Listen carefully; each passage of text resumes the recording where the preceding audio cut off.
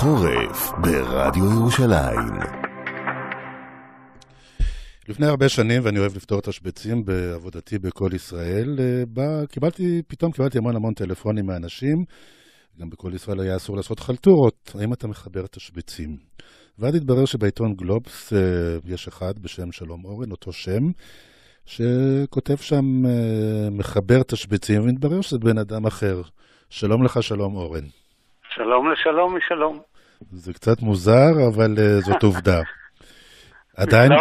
נפלאות דרכי הבריאה. כן, תגיד, עדיין מחבר תשבצים? עדיין, כבר 26 שנה אני עובד, ואומנם יצאתי לפנסיה, אבל עדיין כפרילנס מחבר את התשחצים ואת התשבצי היגיון.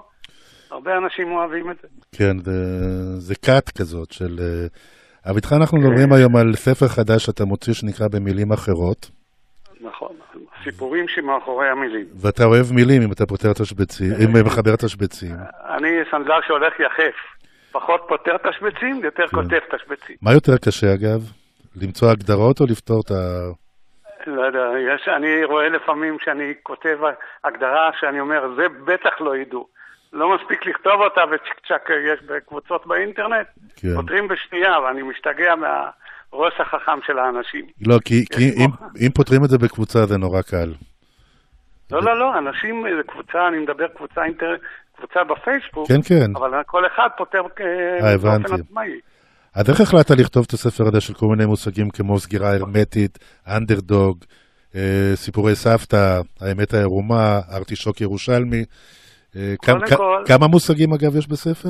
יש פה מאות מושגים, כי גם אם אני כותב על מונח מסוים, אז בתוכו הוא מתקשר לעוד מונחים בסיפורים. יש הרבה מאוד מונחים שאתה מגיע דרך קישורים לעוד כמה וכמה מונחים. אז אם יש איזה 250, אז אני מאמין שיש לפחות איזה 350 ואולי יותר מונחים או מילים בספר. אז בוא נתחיל מארטישוק ירושלמי, שהוא לא ארטישוק ולא ירושלמי, נכון? לא ארטישוק ולא ירושלמי. תראה, את הארטישוק הירושלמי מוצאו הוא בצפון אמריקה, באזור שקרוב יותר לקנדה, ומה שקרה הוא שמושל החלק הצרפתי של קנדה שלח לצרפת בתחילת המאה ה-17 את הארטישוק הירושלמי, והוא קרא לזה, הוא לא ידע עדיין לתת לזה שם, אלא אמר, יש לזה טעם כמו של ארטישוק, אני לא יודע איך קוראים לזה. כן. עכשיו, כשזה הגיע לאיטליה מצרפת, אז האיטלקים ראו בדיוק למה זה דומה להם, הפרח של הארטישוק הוא צהוב ודומה לארטישוק ירושלמי, הוא דומה לחמנית. כן. דרך אגב, השם הנכון של ארטישוק ירושלמי בעברית הוא חמנית הפקעות. איזה סוג צמח זה בכלל? זה צמח ממשפחת החמניות. חמניות, כן. עכשיו, הוא מאוד דומה, הצבע דומה וגם הפקעה דומה. אז הם ראו את הטעות שהוא קרא לזה ארטישוק, אז הם לא שינו את השם, אלא קראו לזה ארטישוקו ג'ירסולה. מה זה ג'ירסולה? ג'ירסולה זה חמנית, משום שג'ירה זה בא מלשון להסתובב, וסולה זה שמש. כן. החמנית, כמו שאתה יודע, מסתובבת כלפי השמש. היא גם נראית, יש לה צורה כמו השמש. ולאנשים זה נשמע כמו ירושלמי, כמו ירושלים? עכשיו, מה שקרה הוא, יש טלפון שבור. השם הזה עבר לאנגלים. הם ג'ירסולה הפך לג'רוזלם. אז אם בהתחלה הטעות של ארטישוק, שזה בכלל לא ארטישוק אלא חמנית, והג'ירסולה הפך לג'רוזלם, קיבלנו ארטישוק ירושלמי. וגם בחוץ לארץ קוראים לו ארטישוק ירושלמי. כן, השם הזה, בגלל שהאנגלים ואחר כך האמריקאים שלטו בעולם, והאנגלית היא השפה השלטת בעולם. המונח הזה התקבל בכל העולם. ומאיפה בא עוד אחד, מאיפה בא לקנות חתול בשק? חתול בשק זה מונח שהגיע מאנגליה, הוא עבר אחר כך לאירופה, בערך משהו כמו במאה ה-15, כי מה שקרה הוא שהתחילו ימי הביניים. ובימי הביניים, הסתיימו ימי הביניים והתחילה העת החדשה, מה שאנחנו קוראים. כתוצאה מכך, הרבה אנשים הפסיקו לאבד את השטחים שלהם ועברו לעיר. התחיל להיות מעמד בינוני בעיר.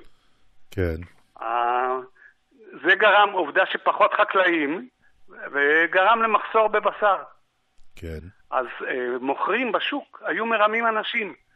שמים על הדוכן בשר חזירונים קטנים, וכשהקונה לא היה שם לב, הם היו מורידים את החזירון למטה, מחליפים אותו בחתול, לא עלינו, מכניסים לשק, ואת זה גילה הקונה רק כשהוא הגיע הביתה. עכשיו, באנגלית זה נקרא pig in a poke, חזיר בשק. כן. באירופה כשזה עבר, ולגרמניה ולצרפת, החליפו את זה לא לחזיר בשק, אלא למה שקיבל הקונה. אז יש לנו עוד זמן לבובי מייסס, אבל ממש בקצרה. בובי מייסס זה סיפור ארוך. זה ממש בובי מייסס. אז אנחנו חייבים... אתה לשאול אותי איך אני הגעתי לזה. א', הייתה לי פינה במשך הרבה שנים בעיתון, וזה כבר ספרי השני. לפני 14 שנה יצא הספר הראשון שלי, במלוא מובן המילה, הוא עזר לגמרי. אפילו אני לא הצלחתי להשיג ספר נוסף. כן. אבל בספר הזה יש לך פה מאות מילים. אבל אנחנו לא נספיק עכשיו, אני מבטיח שנעשה עוד איזה רעיון מתישהו.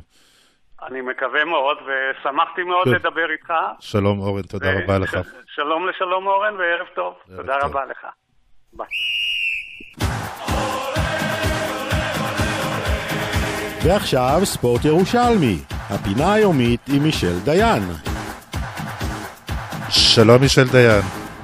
שלום לך ולמאזינים. וממש להגיד כרגיל, בית"ר שוב ניצחה. כן, אתה יודע, אם אתמול זה היה סוג של מוקש, בכל זאת אתה בא למפגש מול קבוצת תחתית שמאוד מאוד זקוקה לנקודות, ובית"ר ירושלים חשבו שהיא תהיה בסוג של אופוריה אחרי הניצחון הגדול על מכבי חיפה.